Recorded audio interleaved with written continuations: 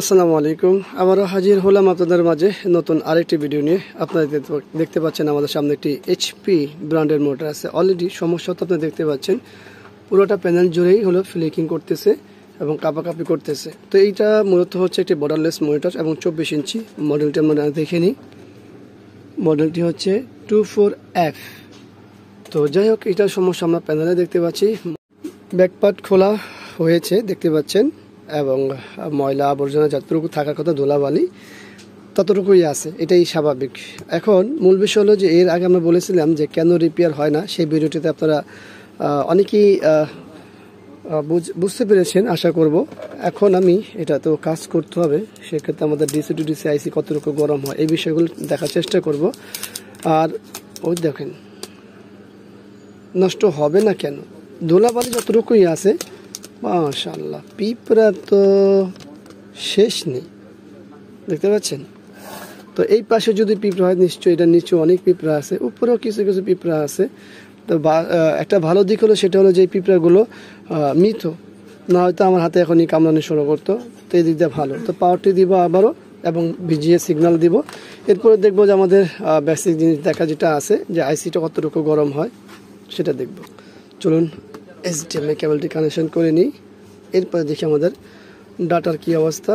Data তো দেখতেই পাচ্ছেন, স্টাইলিশ ডাটা দেখতে পাচ্ছেন তো। আচ্ছা চলুন আমরা দেখি আমাদের ডিসি টু ডিসি আইসি কতটুকু গরম হয়।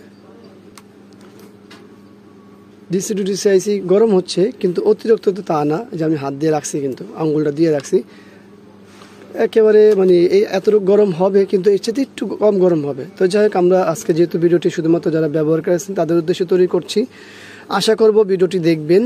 আপনাদের যদি সমস্যা হয় আমাদের সাথে যোগাযোগ করবেন, শুধু আমাদের কাছেই নয়, যারা এই ধরনের কাজগুলো করে তাদের সাথে যোগাযোগ করবেন, এটাই হলো মূল উদ্দেশ্য ভিডিওর। আপনারা কখনোই বাসা নিজে নিজে চেষ্টা করবেন না এই ধরনের কাজগুলো করার। অনেক ক্ষেত্রে আপনারা ভুল কাজ করে পরে ক্ষতিগ্রস্ত আপনারাই হন। যদিও মোটরগুলো নষ্টই থাকে, তারপরেও রিপেয়ার হওয়ার সম্ভাবনা থাকা সত্ত্বেও অনেক ক্ষেত্রে আপনাদের ভুল কাজের জন্য এটা রিপেয়ার হয় না। তো যাই হোক, আমরা আমাদের মূল কাজ করে দেখি কি করা যায়। আমরা আবারও পাওয়ার কেবল লাগিয়েছি, এইবার আমরা ভিজিয়ে কেবলটি লাগাবো। ভিজিয়ে কেবলটি লাগানো হলো, দেখি কি অবস্থা হয় আমাদের।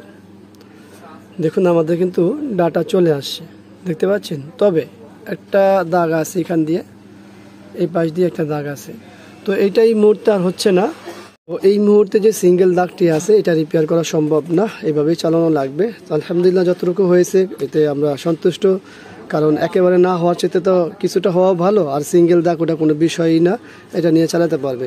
তো যাক, ভিডিওটি ভালো লাগলে লাইক কমেন্ট শেয়ার অবশ্যই আমাদের এই চ্যানেলটি সাবস্ক্রাইব করবেন, পাশে থাকা বেল বাটন চাপ দিয়ে রাখবেন। আবারও দেখাবো ইনশাআল্লাহ অন্য কোনো বিষয় নিয়ে। আসছেন এখানে বিদায়, আল্লাহ হাফেজ, আসসালামু আলাইকুম ওয়া রাহমাতুল্লাহি ওয়া বারাকাতুহু।